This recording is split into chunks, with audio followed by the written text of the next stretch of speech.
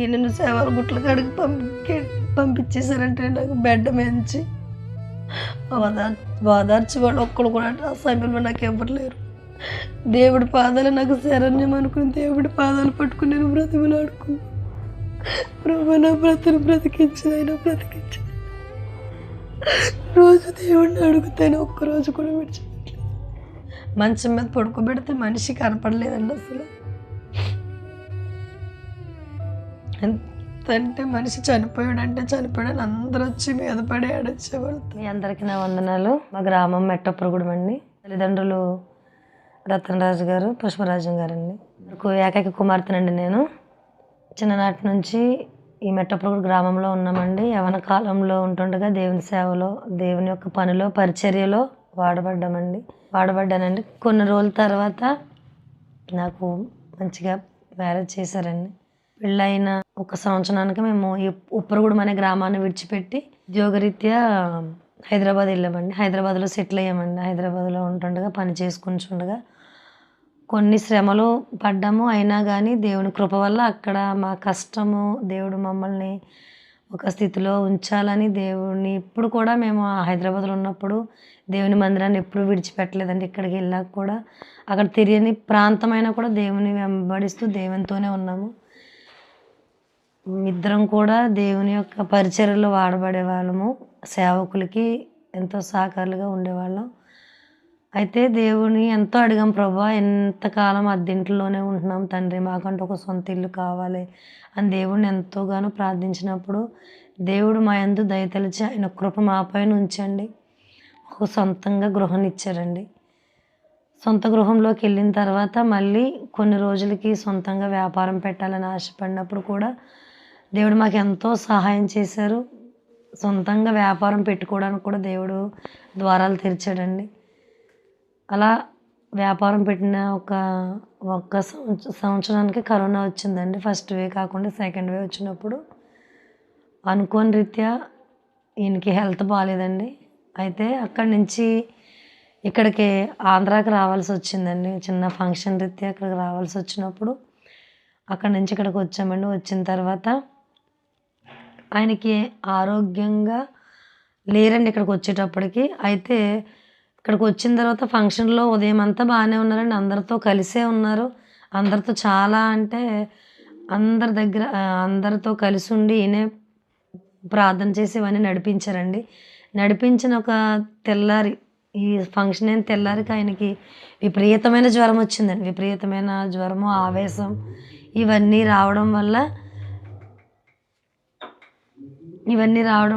ఇక్కడ మా బాబాయ్ గారు ఉంటారండి. మా బాబాయ్ గారు 108లో చేస్తారు.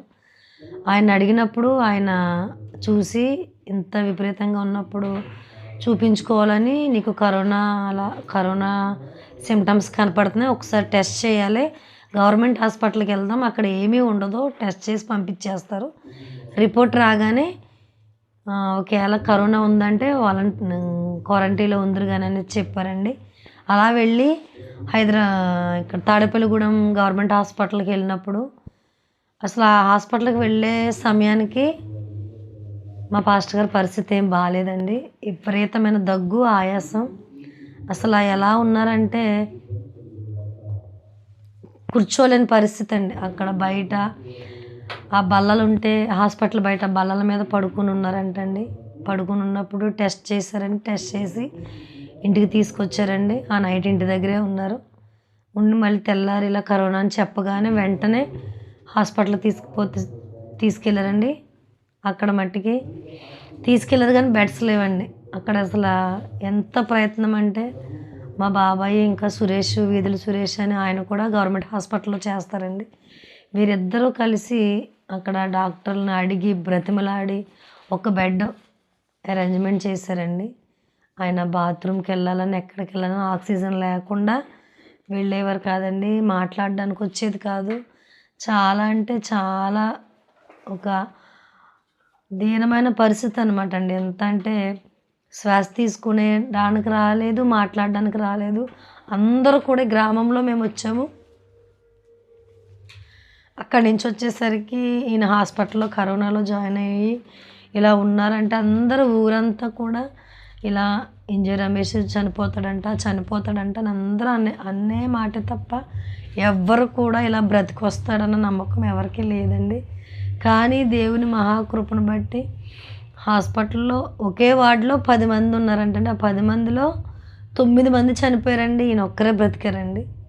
ఈయన ఒక్కరే బ్రతికినప్పుడు మా బాబాయ్ వాళ్ళు చూసి అమ్మో ఎంతమంది చనిపోయారు, ఇంకా భయపడిపోతాడు ఈయన, ఇక్కడ వద్దని వేరే రూమ్కి పంపించారంటండి, వేరే రూమ్లో పెట్టారంటండి. అలా ఉండగా వారం రోజులు అక్కడే ఉన్నారండి. అక్కడ ఉండి వారం తర్వాత ఇంటికి వచ్చారండి. ఇంటికి వచ్చిన తర్వాత ఒక్కరోజు బాగానే ఉన్నారండి. రెండో రోజు నుంచి వన్ సైడ్ ఒక్కటే తలపోటు వస్తుందమ్మా, నాకు తలపోటు వస్తుంది, ఈ నొప్పి ఏంటి అని అడిగేవారండి. అడిగితే మా అత్తయ్య గారేమో ఓ పక్క అంటే పార్సి నొప్పిరా చిన్న, హాస్పిటల్లో ఉన్నావు కదా ఇన్ని రోజులు, నీకు ఇలానే ఉన్నదేమో అనేసి వాళ్ళ ఇంటి దగ్గర చెప్పారండి. చెప్తే అయినా భరించలేకపోయేవారండి. భరించలేకపోతే ఆ తెల్లారి మా బాబాయ్ వచ్చారండి. వస్తే మావయ్య ఈ పక్క అంతా నాకు నొప్పి వస్తుంది, నేను ఏం చేయాలి మావయ్య అంటే, కరోనాకి ఎవరైతే ట్రీట్మెంట్ డాక్టర్ ఉన్నారో ఆ డాక్టర్ గారి దగ్గరికి ఒకసారి తీసుకెళ్ళమని చెప్పారండి. అప్పుడు మా బాబాయ్ ఇంకో వేరే సురేష్ బాబు వీళ్ళిద్దరు కలిపి ఎవరైతే గవర్నమెంట్ హాస్పిటల్లో ఇలా వీళ్ళిద్దరు ఈయనను చూసుకున్నారో వాళ్ళిద్దరే డాక్టర్ గారి దగ్గర తీసుకెళ్ళారండి. ఆ తీసుకెళ్ళే టయానికి కన్ను పక్కన మూసుకుపోయిందండి. మొత్తం మూసుకుపోతే ఆ హాస్పిటల్కి వెళ్ళగానే ఆ డాక్టర్ గారు ఎవరైనా అని అడిగితే, పలానా మీరే కదా డాక్టర్ గారు ఇలాగా కరోనా ట్రీట్మెంట్ చేశారు కదండి, ఆ పేషెంట్ ఈయనంటే, అయ్యో అప్పటి మనిషి ఇప్పుడు మనిషి కాదు, మీరు అర్జెంటుగా పెద్ద హాస్పిటల్కి తీసుకెళ్ళండి, తణుకు సత్య హాస్పిటల్కి తీసుకెళ్ళండి అని చెప్పారండి. ఆ నైట్ వచ్చేసి మళ్ళీ తెల్లారి వెంటనే మళ్ళీ వాళ్ళిద్దరే తణుకు సత్య గారి హాస్పిటల్కి తీసుకెళ్ళారండి. తీసుకెళ్తే ఆ డాక్టర్ గారు చూసి చెప్పారంటే, చెక్ చేసి కన్ను పోయింది, కన్ను అయితే రాదు, బ్లడ్ క్లాట్ అయిపోయింది, ఆ క్లాట్ కరగడానికి ట్యాబ్లెట్స్ ఇస్తాను నేను, తలనొప్పి ఈ పక్క అంతా నొప్పి తగ్గడానికి ట్యాబ్లెట్లు ఇస్తానని ఇచ్చారండి. మీరు ఎక్కడికి వెళ్ళి తిరిగినా కన్ను అయితే రాదని చెప్పేశారండి. అక్కడే చెప్పినప్పుడు మళ్ళీ ఇంటికి వచ్చేసిన తర్వాత ఆయన భరించలేక కన్ను మొత్తం వాపు వచ్చేసి ఇలా పైకి వచ్చేసిందండి. కన్ను పైకి వచ్చేసి చాలా అంటే చాలా బాధపడేవారండి. వెంటనే రాజమండ్రి హాస్పిటల్కి తీసుకెళ్ళారండి. రాజమండ్రి హాస్పిటల్కి తీసుకెళ్తే అక్కడ అన్నీ చూసి చెక్ చేసిన తర్వాత అండి,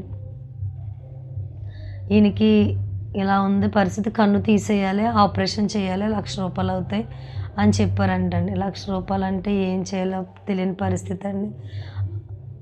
సరే రేపు పొద్దున్న తీసుకొస్తామని ఇంటికి తీసుకొచ్చారండి. ఇంటికి తీసుకొస్తే ఇంకా నీరసమైపోయి ఏమీ తినట్లేదండి, ఏమీ తాగట్లేదు. ఆటోలో ఇద్దరు ఎక్కించడం దింపడం అదే పరిస్థితి అండి. తీసుకెళ్ళిన తర్వాత తీసుకొచ్చారండి. మళ్ళీ తెల్లారి తీసుకెళ్ళిన తర్వాత మళ్ళీ విజయవాడ రాశారండి హాస్పిటల్కి. విజయవాడ ప్రసాదరావు గారి హాస్పిటల్ అని పెద్ద కంటి హాస్పిటల్ ఉండదండి, హాస్పిటల్కి రాశారండి. అక్కడి నుంచి మళ్ళీ అక్కడికి వెళ్తే అక్కడ ఆ డాక్టర్ గారు చూసి బయట ఇలా పరిస్థితి, కన్ను ఇన్ఫెక్షన్ ఉంది, లోపల తీయాలి, అయితే లోపల ముక్కులో ఒక చిన్న ముక్క తీసి దాన్ని టెస్ట్ పంపించాలి పైకి, దాన్ని పైకి పంపించిన తర్వాత వచ్చిన తర్వాత ఆ కన్నుకు ఆపరేషన్ చేయాలా తీసేయాలని చెప్పారండి. ఆ టయానికి అసలు ఒక శవాన్ని ఎక్కించినట్టు ఎక్కించారండి. కారులో తీసుకెళ్ళాము మొత్తం విజయవాడ మొత్తం. అక్కడ తీసుకొచ్చామండి. అక్కడికి హాస్పిటల్కి వెళ్ళిన తర్వాత అక్కడ డాక్టర్ గారు చూసి వేరే హాస్పిటల్కి రాస్తే ఆ ముక్కులో అది టెస్ట్కి తీసుకెళ్ళడానికి వేరే అక్కడ తీసుకెళ్ళామండి. అక్కడ తీసుకెళ్తే అక్కడ చెక్ చేసిన తర్వాత ఈ పొసగుంజల ట్యాబ్లెట్స్ అంటే ఇంజెక్షన్స్ ఉంటాయి, ఆ ఒక్క ఇంజెక్షన్ వచ్చి 50,000 60,000 ఉంటుంది, 10 ఇంజెక్షన్లు పెట్టాలన్నారండి. పెట్టాలంటే ఏం చేయాలో మాకు అసలు తోచని పరిస్థితి అండి. మా బాబాయ్ ఏం చేయాలమ్మా ఏంటి అని అక్కడే హాస్పిటల్ కాడ కింద కూర్చుని మా బాబాయ్ గారు మా అత్తయ్య గారు వాళ్ళందరూ కింద కూర్చొని చాలా అంటే చాలా బాధపడ్డాము. తనేమో లేవలేని పరిస్థితిలో ఉన్నారండి. పాస్టర్ గారు పడుకునే ఉన్నారు కింద. కారులో పడుకోబెట్టుకున్నాను, ఊళ్ళో పడుకోబెట్టుకున్నానండి. ఎంతోమంది సేవకులకి ఫోన్ చేయడం, ఎంతోమందిని ఇలా ప్రార్థించండి, ఇలా బాగాలేదని ఎంతోమందికి ఫోన్లు చేసి అడగడం. అంటే ఒక అయ్యగారు ఫోన్ చేశారండి. ఆ సిచ్యువేషన్లో విజయవాడలో ఒక అయ్యగారు ఫోన్ చేసి, అమ్మ ఏమి కాదు, మీ భర్త గారు క్షేమంగా వస్తారు, దేవుడు వెలుగు చూపించారు అన్నారండి. ఆ తర్వాత డాక్టర్ గారు చూసిన తర్వాత మేము ఆ టెస్ట్ ఇచ్చి ఇంటికి వచ్చేసామండి. ఇంటికి వచ్చేసిన తర్వాత ఇంటికి కూడా శవంలా తీసుకొచ్చి కారులో గుమ్మాలో మంచం మీద పడుకోబెట్టామండి. అందరూ వచ్చి చూసి వెళ్తున్నారు, ఏమైంది మనిషి ఇలా అయిపోయాడని. మంచం మీద పడుకోబెడితే మనిషి కనపడలేదండి అసలు. ఎంతంటే మనిషి చనిపోయాడంటే చనిపోయాడని అందరూ వచ్చి మీద పడి ఆడొచ్చేవాళ్ళు తప్ప ఎవరు లేరండి. ఆ టైంలో దేవుడిని ఎంతో ప్రార్థించి అడిగానండి ఒక్కటే మాట, ప్రభువా నాయన నీ ఇష్టం తండ్రి, మేము ఎలా ఉండడానికి నాకైతే ఏమీ తెలియదు ప్రభు, ఈ లోకంలో తను లేకపోతే మేము ఏ పరిస్థితి, నా బిడ్డల పరిస్థితి ఏంటని దేవుడిని అడిగినప్పుడు ఆయన్ని ఏమో అందరూ చూడడానికి వస్తున్నారు వెళ్తున్నారని నేను ప్రార్థన చేసుకున్నప్పుడు దేవుడు నాకు ఒక వాగ్దానం ఇచ్చాడండి. కీర్తనలు 72 అధ్యాయంలో 13వ వచనంలో ఉంటుంది, నువ్వు చిరంజీవి తిరిగి వస్తావు, నీ కొరకు అనేక మంది జనులు ప్రార్థిస్తారని వాగ్దానం, ఆ ప్రవచనం చెప్పారండి. నేను అది పట్టుకుని ఎంతో ధైర్యంగా ఉన్నానండి. కానీ అందరూ వచ్చి ఆయన్ని పట్టుకుని ఏడుస్తుంటే ఏం చేయాలో ఏమైపోతారో తెలియని పరిస్థితులు అండి. ఆ సమయంలో మా ఇక్కడికి వెళ్ళే పాస్టర్ గారు, ఉప్పరగూడెం మెట్టపురగూడెం చర్చికి మేము చిన్నప్పటి నుంచి వెళ్ళే పాస్టర్ గారు ఉన్నారండి. ఆయన టీవీ పెట్టుకొని చూస్తుంటే న్యూస్లో ఇలా పక్క అంతా వాపు వచ్చి కన్ను ఇలా ఉన్న వాళ్ళు బ్లాక్ ఫంగస్ అంటున్నారు. ఇలా హైదరాబాద్లో కోటిలో హాస్పిటల్లో ఇలా ట్రీట్మెంట్ దానికి దొరుకుతుంది అనేసి మా నాన్నగారు ఫోన్ చేశారండి. మా నాన్నగారు సంఘంలో సంఘ పెద్దగా పనిచేసేవారండి. అప్పుడు వెంటనే ఫోన్ చేసి, రతన్ రాజు మీ అల్లుడికి ఇలా వచ్చింది కదా, దాన్ని అందరూ బ్లాక్ ఫంగస్ అంటున్నారు, వెంటనే నువ్వు కోటికి పంపించు, అక్కడ ట్రీట్మెంట్ దొరుకుతుందంటే ఏమి కాదు రమేష్కి, మేము అందరం ప్రార్థిస్తున్నామని చెప్పగానే మా నాన్న ఇంటికి వచ్చి చెప్పారండి. మేమందరం చుట్టూ కూర్చుని రోజు మా అమ్మ, మా నాన్న, మా అత్తయ్య అందరూ కూడా కూర్చుని ఏంటి ప్రభు ఈ పరిస్థితి ఏంటని మేము చాలా బాధపడేవాళ్ళం, ఏడ్చేవాళ్ళం. అలా చెప్పగానే మేము అందరూ వచ్చి చూసి వెళ్ళిపోయారండి. 10 అయిపోతుంది టైం నైట్. అయ్యగారు ఇలా ఫోన్ చేసి, రాజేంద్ర అయ్యగారు అండి అయ్యగారి పేరు, అయ్యగారు ఫోన్ చేసి ఇలా చెప్పగానే వెంటనే మేము బయలుదేరి హైదరాబాద్, నేను మా అత్తయ్య గారు మా బాబాయ్ కారు కట్టించుకుని ఇక్కడి నుంచి హైదరాబాద్ వెళ్ళామండి. హైదరాబాద్ వెళ్ళినప్పుడు వెళ్ళగానే కోటి హాస్పిటల్కి వెళ్ళామండి. వెళ్ళగానే అక్కడ జాయిన్ చూసారండి. ఫస్ట్ మనిషిని చూసి కొన్ని టెస్టులు రాశారండి బయటికి, కరోనా టెస్టు ఇంకేవేవో టెస్టులు రాశారండి. రాస్తే అవి చేయించుకుని ఇంటికి వెళ్ళామండి. ఇంటికి వెళ్తే మేము హైదరాబాద్లో మేము వెళ్ళే చర్చి పాస్టర్ గారు, ఆనంద్ పాస్టర్ గారు, రాజారావయ్య గారు వీళ్ళు ఉంటారండి.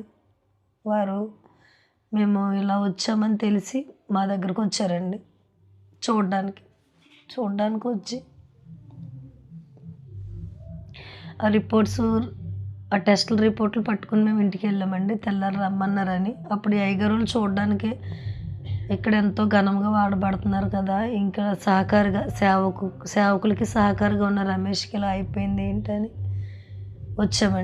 ఇక్కడికి వచ్చామండి. ఎందుకంటే మేము ఉప్పరగూడాన్ని బయలుదేరేటప్పుడు ఇక్కడ ఎవరున్నారో ఏంటి అని ఆలోచన చేసినప్పుడు అయ్యగారులకు ఫోన్ చేసామండి. ఇక్కడి నుంచి మేము అక్కడ హైదరాబాద్లో వెళ్ళే పాస్టర్ గారికి, రాజారావు అయ్య గారికి ఫోన్ చేసి, ఆనంద పాస్టర్ గారికి, అయ్యగారు ఇది పరిస్థితి ఏంటంటే, అయ్యగారు వెంటనే మీరు ఆలోచించకుండా బయలుదేరి ఇక్కడికి వచ్చేయండి అమ్మ, ఇక్కడ ఏదో ఒక హాస్పిటల్కి తీసుకెళ్తాం, ఇక్కడ ఎన్నో అవకాశాలు ఉన్నాయి, దేవుడు మీకు ఇది ఎంతకాలం మీరు లేట్ చేశారు కానీ దేవుడు ఇది ఒక అవకాశం ఇస్తున్నాడు మీకు, వెంటనే తీసుకుని వచ్చేయమన్నారండి. నేనే మాట్లాడండి మాట్లాడితే నేను వెంటనే ఈయన తీసుకున్న నైట్ బయలుదేరి వెళ్ళిపోయామండి. మేము వెళ్ళిన తర్వాత హాస్పిటల్కి వెళ్ళి టెస్టులు తీసుకుని రాయించుకుని ఇంటికి వచ్చిన తర్వాత అయ్యగారులు వచ్చారండి. అయ్యగారులు వచ్చి కుర్చీలో కూర్చోబెట్టిన పాస్టర్ గారిని పట్టుకుని ఏడ్చారండి. రమేష్ ఇలా అయిపోయావేంటి, మేము ఎవరమో గుర్తున్నామని అడిగారండి.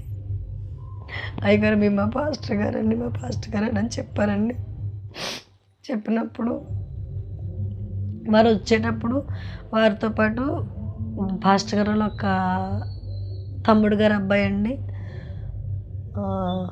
యశోద హాస్పిటల్లో పనిచేస్తారండి ఆయన తీసుకుని వచ్చారండి. ఆయన తీసుకుని వచ్చి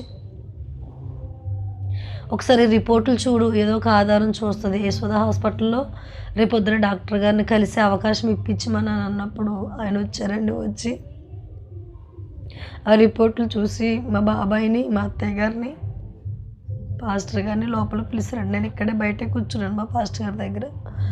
పిలిచినప్పుడు లోపలికి వెళ్ళారండి.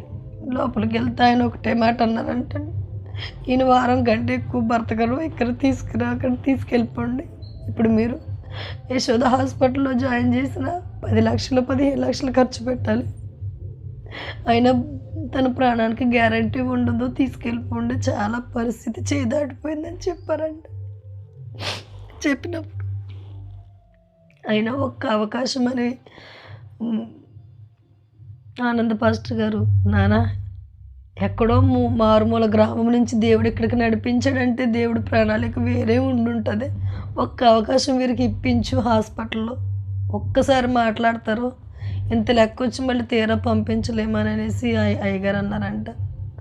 మా బాబాయ్ కూడా లేదు సార్, ఒక్క అవకాశం ఇప్పించండి సార్, చిన్నపిల్లడు సార్, చిన్నపిల్లలు ఉన్నారండి అనేసి బ్రతిమలాడితే, సరే అన్న మీరు అడుగుతున్నారు కదా నేను ఇప్పిస్తానని ఆయన తెల్లారి రమ్మని మాకు అపాయింట్మెంట్ ఇప్పించారండి. ఇప్పిస్తే తెల్లారి నేను వెళ్ళలేదండి, కానీ మా బాబాయ్ వాళ్ళు వెళ్ళారండి హాస్పిటల్ కాడికి. లోపలికి వెళ్ళారండి, మేము బయట ఉన్నామండి. హాస్పిటల్ లోపల తీసుకెళ్ళిన తర్వాత అన్నీ చెక్ చేసి, మనిషి ప్రాణానికి అయితే మేము గ్యారంటీ ఇవ్వము, కన్ను తీసేస్తాము, 15 లక్షల వరకు ఖర్చు అవుతుంది, ఇమ్మీడియట్లీ 3 లక్షలు కట్టాలి అనేసి అన్నారంటండి. అప్పుడు అయ్యగారు అన్నారంటండి, నానా ఇంత డబ్బు ఖర్చు పెట్టి ప్రాణానికి గ్యారంటీ ఇవ్వకపోతే ఎలాగా, మనం కోటి హాస్పిటల్కి తీసుకెళ్ళిపోదాం, ఏదైతే అక్కడ అదే జరుగుతుందని మళ్ళీ తిరిగి ఎక్కడైతే టెస్టులు రాస్తారో మళ్ళీ ఆ టెస్టులు పట్టుకుని కోటి హాస్పిటల్కి వెళ్ళామండి. కోటి హాస్పిటల్కి వెళ్తే లోపల తీసుకెళ్ళారండి. లోపల తీసుకెళ్తే మళ్ళీ రెండోసారి కరోనా వచ్చిందండి. ఫస్ట్ది కాకుండా మళ్ళీ రెండోసారి 4 పాయింట్ల కన్నా ఎక్కువ ఉందండి. ఆ డాక్టర్ గారు లోపల తీసుకెళ్ళిన తర్వాత మా బాబాయ్ లోపల తీసుకెళ్ళాక, నువ్వు చదువుకున్నావని చెప్పావు కదా, ఈయనకి మళ్ళీ కరోనా వస్తే ఈ పేషెంట్ని నేను తీసుకెళ్ళి కరోనా లేని పేషెంట్లకి కరోనా అంటించమంటావా, నీకు చదువులు ఉంది కదా, నేను ఏం చేయను, ఇది చాలా సీరియస్ కేసు, నేను జాయిన్ చేసుకున్నాను గాంధీకి రాసేసారండి. గాంధీ హాస్పిటల్కి రాసేస్తే గాంధీ హాస్పిటల్కి తీసుకెళ్ళారంటే అక్కడి నుంచి తీసుకెళ్తే గాంధీ హాస్పిటల్కి వెళ్తే ఒక్కరు కూడా బెడ్ లేదు, మీరు తీసుకుపోండి అని చెప్పారంట. కనీసం మనిషి పేషెంట్ పడుకోవడానికి బయట బల్లలు కూడా లేకపోతే పాస్టర్ గారిని బయట అక్కడ మోరికాడ పడుకోబెట్టి లోపలికి వెళ్ళారంటే, లోపలికి వెళ్ళి ఒక్క అవకాశం ఇవ్వండి మేడం, ఒక్కటి ఇవ్వండి, ఎక్కడో దూరం నుంచి వచ్చామండి, తన చిన్నపిల్లలు ఉన్నారు, తనకి ఎంత వయసు కూడా 30 సంవత్సరాలు కూడా లేవండి మేడం, తను చాలా పరిస్థితి బాగాలేదండి, ఒక్క బెడ్ చూడండి మేడం అని మా బాబాయ్ కాళ్ళు పట్టుకుని బ్రతిమలాడానండి.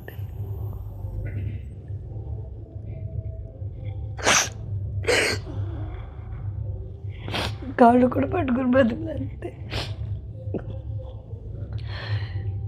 మీరు ఎంతగా బ్రతిమలాడుతున్నారు, ఎక్కడి నుంచో వచ్చాను అన్నారు కదా సార్, మీరే వెళ్ళి చూసుకుని రండి, 7 అంతస్తుల్లో మీకు ఎక్కడ దొరికినా నేను బెడ్ రాస్తాను, మీరు వెళ్ళి చూసుకుని రండి అంటే మా బాబాయ్ వెళ్ళాను. నేను ఎత్తుక్కుని వస్తుంటే 4వ ఫ్లోర్లో దొరికిందంటే ఒక బెడ్, అది కూడా అప్పటికప్పుడు వాళ్ళు డిశ్చార్జ్ అయిపోతుంటే, అమ్మ ఇక్కడ ఎవరంటే మేము వెళ్ళిపోతున్నామండి అంటే, తను పట్టుకెళ్ళిన బ్యాగ్ అక్కడ పెట్టి ఆ బెడ్ మీద కిందకు వచ్చి, మేడం పలానా రూమ్లో పలానా బెడ్ ఉందని అంటే అప్పుడు ఆవిడ రాసిందంటండి. రాసి అక్కడ ఉంచేసి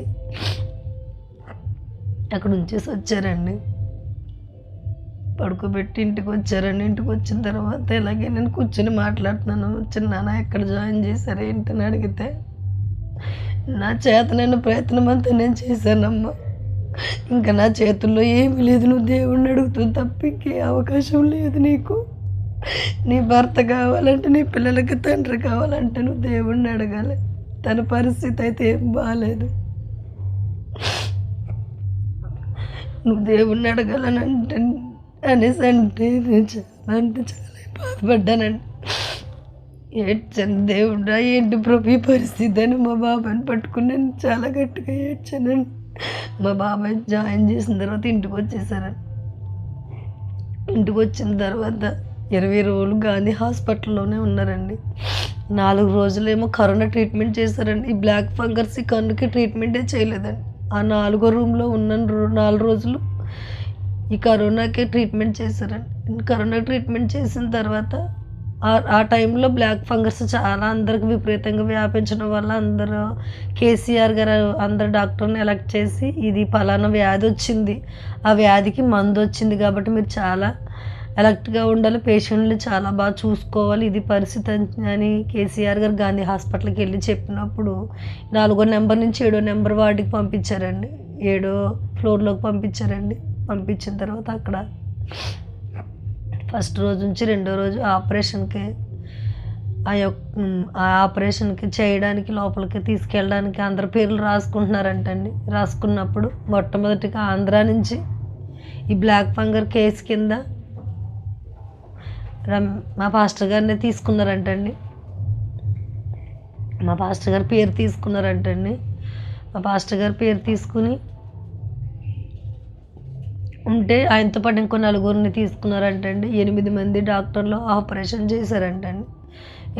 8 మంది డాక్టర్లు ఈయనకంటే వెనకెళ్ళిన 4గురికి ఆపరేషన్ సక్సెస్ అయింది, కానీ పాస్టర్ గారికి సక్సెస్ అవ్వలేదండి. మొత్తం బ్లాక్ ఫంగర్స్ అంతా ఇదంతా ఆవరించి మెడంతా వచ్చేసి నల్లగా వచ్చేసి ఉన్నదంటండి. అదంతా కూడా అది కరిగించడానికి అన్ని చేయడానికి టైం పట్టేసిందని పక్కకు పెట్టేశారంటే ఇంక ఈ మనిషి బ్రతకలేదని పక్కకు పెట్టేసి 4గురిని చేశారంటండి.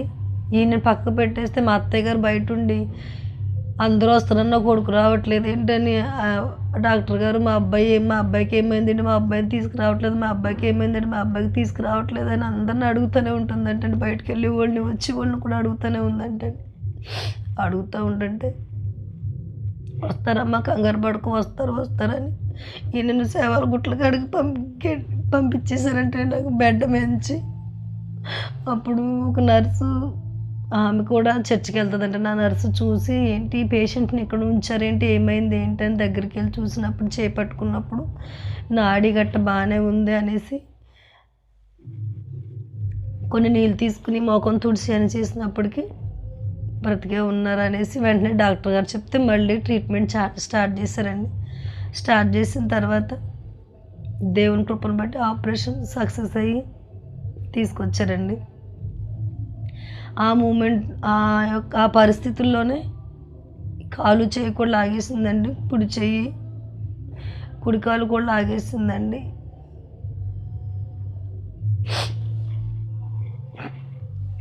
కుడి కాలు కూడా ఇలా ఫిట్స్ కింద వచ్చేసి లాగేసినాయండి. ఫిట్స్ కింద వచ్చి లాగేస్తే వెంటనే డాక్టర్ గారికి చెప్తే ఇంజక్షన్ చేశారంటండి. ఇంజక్షన్ చేస్తే కాలు వచ్చింది కానీ చేయి రాలేదండి. ఇప్పుడు కూడా చేయి పని చేయదండి. కరోనా ఈ ట్రీట్మెంట్ అయిన తర్వాత ఇక్కడ వీళ్ళకి ఆపరేషన్ చేస్తున్నారని చెప్పినప్పుడు ఇంటి దగ్గర నేను మా తమ్ముడు ఉన్నాడండి. నేను కలిసి ఇద్దరం ప్రార్థన చేసుకున్నామండి. ఆ ప్రార్థనలో దేవుడు నాకు ఎంతో గొప్ప దర్శనం ఇచ్చాడండి. ఆపరేషన్ చేస్తుంటే దేవుడు నాకు ఎంతగానో ఒక్క దర్శనం ద్వారా నాతో మాట్లాడాడండి. అప్పుడు ప్రభువా ఇది నా పరిస్థితి, నీకు ఇష్టమైతే మమ్మల్ని అందరినీ తీసుకెళ్ళు, కానీ నా భర్తను ఒక్కరిని తీసుకెళ్ళి మమ్మల్ని అనాథలుగా వదలొద్దు నాయన. ఒక్కసారి మమ్మల్ని జ్ఞాపకం చేసుకో ప్రభు, నీ యందు మేము ఏమైనా దోషంగా ఉంటే మమ్మల్ని మన్నించని దేవుడు పాదాలు పట్టుకుని ఎంతో బ్రతిమలాడుకున్నానండి. నేను బ్రతిమలాడుకున్నప్పుడు దేవుడు నాకు ఒక దర్శనం చూపించాడండి. ఆ దర్శనం ఎలా ఉందంటే పాస్టర్ గారు ఇలా వైట్ బట్టలు తెల్ల బట్టలు వేసుకుని స్పెట్స్ పెట్టుకుని కూర్చున్నారండి. కిందంతా జనాలు కూర్చున్నారండి. ఈయన నిలబడి బైబిల్ చేతిలో పట్టుకుని బోధిస్తున్నారండి. వాళ్ళు వింటున్నారండి. ఆ దర్శనం నేను చూశానండి. ఆపరేషన్ చేసినప్పుడు ఆ దర్శనం చూసినప్పుడు ప్రభా. నా భర్త బ్రతికొస్తే నేను పూర్తిగా మీ సేవలో ఉంటాం తండ్రి. మేము తిరిగి మళ్ళీ లోకం వైపు ఉంటాం ప్రభా, నీ సేవలోనే ఉంటాం తండ్రి అని తీర్మానం తీసుకున్నామండి. తీర్మానం తీసుకుని అడిగితే తెల్లారి ఫోన్ చేస్తే అమ్మ ఆపరేషన్ బాగానే అయింది, నువ్వేం కంగారు పడకని మా అత్తయ్య గారు చెప్పారండి. బాగానే ఉన్నారని చెప్పారండి. చెప్పిన తర్వాత 20 రోజులు హాస్పిటల్లోనే ఉన్నారండి. 20 రోజులు కూడా గాంధీలో ఉన్నారండి. 20 రోజులు గాంధీలో అయిపోయిన తర్వాత మళ్ళీ ఇంటికి తీసుకొచ్చిన తర్వాత ఈ కన్ను లోపల ఇంజెక్షన్ చేయాలి. కన్ను రెప్ప తెరవాలంటే కన్ను లోపల ఇన్ఫెక్షన్ ఉంది కదా, ఇంజెక్షన్ చేయాలని మళ్ళీ మెహదీపట్నం కంటి సరోజినీదేవి హాస్పిటల్కి రాశారండి. అక్కడ ఒక వారం రోజుల్లో ఉన్నామండి. వారం రోజులు కూడా కంటిలో ఇంజెక్షన్ చేశారండి. వారం రోజులు చేసిన తర్వాత ఇంటికి వచ్చామండి. ఇంటికి వచ్చిన తర్వాత ఊరు వచ్చేసామండి. ఉప్పరగూడెం వచ్చి మా సొంత గ్రామానికి వచ్చి 6 నెలలు ఇక్కడే ఉన్నామండి. 6 నెలలు కూడా తన పని తను చేసుకోలేకపోయేవారండి. భోజనం కానించి ప్రతి పని కూడా చిన్న పిల్లవారికి ఎలా చేయాలో అలా మంచం మీదే ఉండేవారండి. ప్రతి పని నేనే చేయవలసి వచ్చేదండి. ప్రతి పని కూడా దేవుని కృపను బట్టి భారం అనుకోకుండా నా భర్త బ్రతకాలి, నా భర్త కుర్చీలో కూర్చున్న చాలు అనే ఒక్క ఆలోచనతోటి నేను నా బిడ్డలకు తండ్రి ఉండాలి అనే ఆలోచనతోటి 6 నెలలు కూడా చిన్న పిల్లోడిని చూసుకున్నట్టు చూసుకున్నామండి. దేవుని కృపను బట్టి దేవుడు ఎంతో సహాయం చేశాడండి మాకు. మేము అనుకోలేదు. నా కరోనా టైంలో తిరిగి నా భర్త వస్తాడని నేను అసలు అనుకోలేదండి. అందరూ చనిపోయారంటే చనిపోయారు. బేకరీ షాప్ అయిన రాడు, చనిపోయాడంట. అలా వాళ్ళ భార్య మట్టికి నా భర్త వస్తాడని తిరుగుతుంది, కానీ తన భర్త రాడని అందరూ నన్ను హేళనగా మాట్లాడేవారండి. అందరూ చనిపోయారని అన్న వారి ముందు నా దేవుడు నా భర్తను ఎంత సజీవ లెక్కల్లో ఉంచి ఘనంగా నిలబెట్టుకున్నాడండి. దేవుడికి ఏమి ఇచ్చినా నేను రుణం తీర్చలేనండి. అసలు నా భర్త చనిపోతాడని ఏ నోటుతో ఎవరైతే అన్నారో వారే ఆశ్చర్యపోయే రీతిగా నా భర్తని ఈరోజు దేవుడు నిలబెట్టుకున్నాడండి.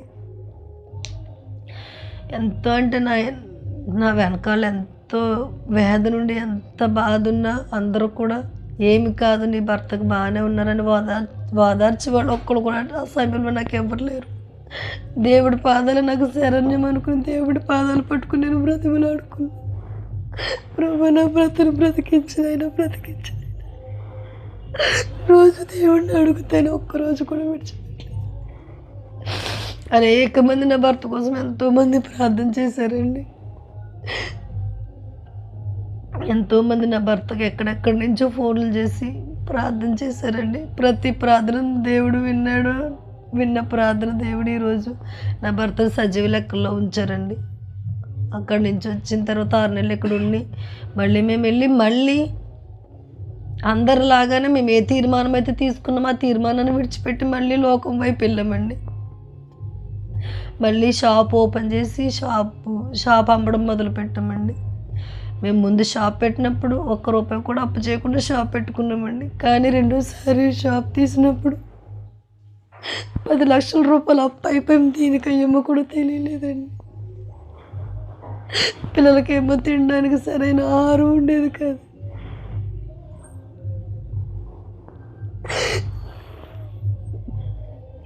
ఎలా అంటే ఎన్ని కష్టాలైనా పడి పిల్లల్ని తీసుకెళ్ళడానికి కూడా ఏమి లేకపోతే ఈయన ఆ టైంలోనే అలానే తీసుకెళ్ళేవారండి. బండి మీద తీసుకెళ్ళి ఒకరోజు స్కూల్కి వస్తుండగాను ఆయన కన్ను సరిగ్గా కనిపించకండి. అప్పుడే స్టార్టింగ్ 6 నెలలు 8 నెలలు అవుతుందండి.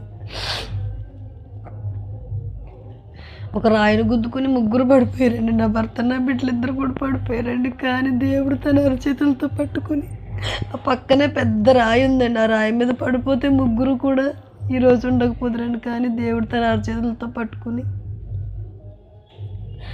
ఇంటికి తీసుకొచ్చారండి. ఇంటికి వేరే వాళ్ళు తీసుకుని వచ్చారండి. చిన్న చిన్న గాయాలతో దేవుడు నిలబెట్టుకున్నాడు. అప్పుడు అలాగ అయిన తర్వాత ఇంకా అప్పుల పాలైపోయాం. ఏం చేయాలో తెలియని పరిస్థితి అండి. ఈయన సరే అమ్మ నువ్వు షాప్ దగ్గర నేను బయటికి వెళ్ళి ఉద్యోగం చేస్తాను అన్నారండి. సరే అని బయటికి వెళ్ళి ఉద్యోగం చేస్తాకనే వెళ్తే ఆ షాప్లో కళ్ళు తిరిగి కళ్ళు తిరిగి పడిపోతే షాప్ ఆయన ఫోన్ చేసి ఏమన్నా నువ్వు ఎలా పంపించావు ఇలాంటి పేషెంట్ని, ఈయనకి ఏమన్నా అయితే నా షాప్ ఉండాలో మూసేయాలని అని తిట్టారండి. మేము దేవుడి దగ్గర ఉన్న తీసుకున్న తీర్మానం విడిచిపెట్టి లోకం వైపు తిరుగుతూ లోకంలో ఉన్న అప్పుల కొరకు ఇట్ల కొరకు ఆలోచించుకున్నాం తప్ప దేవుడికి ఇచ్చిన మాటను మర్చిపోయి ఉన్నామండి. ఇంక ఇంటికి వచ్చేసారండి, ఇంటికి పంపించేసారండి. ఆ సార్ ఇంటికి పంపిస్తే ఇంటికి వచ్చిన తర్వాత నేను ఒక్కటే మాట అన్నానండి, మనం ఇక్కడ ఉండొద్దండి, ఊరెళ్ళిపోదాం, మన సొంత ఊరెళ్ళి అక్కడే ఏదో రకంగా అక్కడ ఏదో ఒక పల్లెటూరులో ఏదో ఒక గ్రామంలో మీరు సేవను ప్రారంభిద్దరు కానీ సువార్తను ప్రకటించుదురు కానీ ఇక్కడి నుంచి వెళ్ళిపోదామని అనుకున్నామండి. అక్కడి నుంచి వెళ్ళిపోదామని అనుకున్నప్పుడు అందరం కూర్చునండి, నా బిడ్డలిద్దరం, నా భర్త, నేను అందరం కూర్చొని దేవుడి దగ్గర ఎంతో పెనుగులాడామండి. ప్రభా నీ చిత్తం ఏది ఉందో మా పట్ల చూపించిన అయినా మేము ఇంతవరకు నీకు ఇచ్చిన మాటను విడిచిపెట్టి లోకంలో ఉన్నాము తండ్రి, నీ మాట మాకు కావాలి ప్రభా అని ఒక్కొక్కరం ఒక్కొక్క వాగ్దానం తీసుకునేలాగా అందరం ప్రార్థన చేసుకుని బైబిల్ తెరిచి చదివినప్పుడు దేవుడు మాకేది అవసరమో ఆ వాగ్దానాలు మాకు ఇచ్చారండి. అవి పట్టుకుని మేము బయలుదేరి వచ్చామండి. వచ్చి ఇక్కడ మా అత్తమ్మ కూడా ఒక నెల రోజులు ఉన్నామండి. ఆ నెల రోజులు ఉన్నప్పుడు సేవ కొరకు ఎంత అంటే ఎక్కడ ప్రతి ఊరు ఇక్కడ తిరిగామండి. ఏ ఊరు వెళ్ళాలి, ఎక్కడ చేయాలి, దేవుడి పిలుపు ఎక్కడుంది ఏంటని అడిగినప్పుడు పాస్టర్ గారు ఫ్రెండ్ అగస్టిన్ గారు అని ఒక ఆయన ఉంటారండి. ఆయన అన్నారు, రమేష్ ఇలాగా మా ఇంటి పైన ఖాళీగానే ఉంది, నువ్వు మందిరం పెట్టాలని అనుకుంటున్నావు కదా, నీకు ఎంత జరిగిందని నాకు తెలియదు, మా ఇల్లు ఖాళీగానే ఉంది, నీకు ఇష్టమైతే మా పైన నువ్వు సువార్తను పెట్టుకోమని అనేసి అన్నారండి. నిజంగా దేవుడు ఒక మార్గం చూపించాడేమో ఈ వ్యక్తి ద్వారా అనుకుని అక్కడ మొదలు పెట్టామండి. అక్కడ మొదలుపెట్టి కొన్ని రోజులు అక్కడ నడిపించుకున్నామండి. అలా నడిపిస్తూ ఉండగా ఈయన ఇక్కడ సెక్యూరిటీ జాబ్కి జాయిన్ అయ్యారండి. అక్కడ సెక్యూరిటీ జాబ్ చేస్తుండగా ఇక్కడ ఆరుగుల్లో చెంచోళ్ళు అని ఉంటారండి. అక్కడికి వెళ్ళి అమ్మ ఇక్కడ ఎవరైనా ప్రార్థన పెడతారా, మీకు వచ్చి నేను వారం ఇక్కడికి వచ్చి ప్రార్థన చేస్తాను, చేయమంటారని అడిగారంటండి. అడగగానే వాళ్ళు అన్నారంట, అయ్యగారు మేము 6 సంవత్సరాలు 7 సంవత్సరాల నుంచి ఇక్కడే ఉంటున్నాం కానీ మా దగ్గరికి ఎవ్వరు కూడా వచ్చి ప్రార్థన పెడతామని ఎవ్వరు అడగలేదు అయ్యగారు, మీరే అడిగారు అయ్యగారు, మీరు ఖచ్చితంగా రండి అయ్యగారు, వారం మేము సిద్ధపడి ఉంటాం అయ్యగారు అనగానే అక్కడి నుంచి ఆరుగుల్లో వాళ్ళ చెంచోళ్ళ దగ్గర సేవ చేయడం మొదలుపెట్టామండి. అటు రెండు కొనసాగుతుండగా రాయమెట్ల నుంచి పిలుపు వచ్చిందండి. అది ఎలా వచ్చిందంటే ఈయన వాళ్ళ అమ్మమ్మ గారి యొక్క కుమారుడు బర్త్డేకి ప్రసంగం చెప్పడానికి వెళ్ళారండి. ఆ ప్రసంగాన్ని విని వాళ్ళందరూ రోమన్ క్యాథలిక్ సంఘానికి వెళ్తారండి. వాళ్ళందరూ కూడా ఆ సమయంలో కొన్ని ప్రాబ్లమ్స్ వల్ల మేము విడిపోయి వేరే సంఘం పెట్టుకోవాలని అనుకుంటున్నాం అన్నప్పుడు వాళ్ళు ఎవరిని పిలుద్దాం అనుకుంటే ఈయన ఆ రోజు ఆ చర్చిలో ఆ యొక్క పుట్టినరోజు ప్రార్థనలో ప్రసంగం విని ఎవరో ఎందుకు యహాన్ అంటారండి, రమేష్ గారిని పిలుద్దాము అనేసి అనుకున్నారండి. అనుకున్నప్పుడు వాళ్ళు పిలిచారండి. పిలిచినప్పుడు నిజంగా దేవుడే పిలిచాడేమో మమ్మల్ని అని మేము అనుకున్నామండి. అనుకుని ఒక్క వారం నడిపించామండి. అక్కడికి వెళ్ళి రెండో వారం వద్దండి, ఆపేయండి, మీరు ఇప్పుడు ఇక్కడికి రావద్దండి, ఇలా గొడవలు జరుగుతున్నాయని ఆపేశారండి. అలా 3 నెలల దాకా మళ్ళీ మమ్మల్ని పిలవలేదండి. ప్రభువా ఏంటి నాయనా, నీ ద్వారానే మాకు పిలుపు వచ్చిందని మేము అనుకున్నాం కానీ మళ్ళీ ఏంటి నాయనా అనుకున్నప్పుడు 3 నెలలకి మళ్ళీ వాళ్ళే రమ్మన్నారండి. మళ్ళీ అక్కడి నుంచే పిలుపు వచ్చింది. అక్కడికి వెళ్ళిన తర్వాత అక్కడ ఒకళ్ళ ఇంటి దగ్గర నడిపించేవాళ్ళం అండి. ఒకరింటి దగ్గర నడిపించేవాళ్ళం. అలా నడిపిస్తూ ఒకరింటికాడ కొన్ని రోజులు, ఒకరింటికాడ కొన్ని రోజులు అలా కొన్ని రోజులు అలా మొన్నటి దాకా అక్కడ అలా నడిపించుకుంటూనే ఉన్నామండి. దేవుని కృప వాళ్ళందరూ ఏకత్వంతో కలిసి ఒక స్థలం తీసుకుందాం అయ్యగారు, మనకు కూడా మందిరం కావాలని అనుకున్నామండి అన్నారండి వాళ్ళు. అన్నప్పుడు మేము స్థలం తీసుకోవడం జరిగిందండి. దానిలో మందిరం ప్రారంభించామండి. ఆ మందిరం నిమిత్తం ప్రార్థించండి, మందిరం త్వరగా అవ్వాలని మీ అందరిని ప్రార్థన కోరుతున్నాను. ఇదండి నా సాక్షి.